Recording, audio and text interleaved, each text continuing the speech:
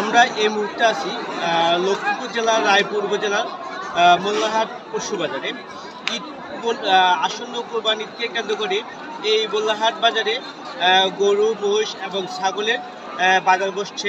আমরা যদি আপনাদেরকে দেখাই এই মুহূর্তে যে লক্ষ্মীপুর জেলার সবচেয়ে বড় গরু বাজার এটি।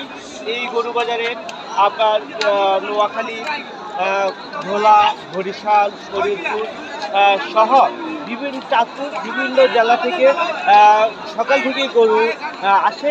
আর এই বাজারে একটা বৈশিষ্ট্য হচ্ছে যে এই বাজার সকাল 7টা থেকে শুরু হয়, দুপুর 3টার দিকে এই বাজার শেষ হয়ে যায়।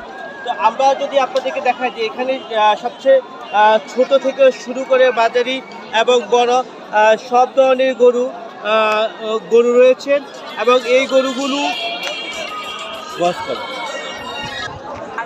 এই গরু বাজারে মাঝারি থেকে ছোট এবং সব ধরনের গরু পাওয়া যায়।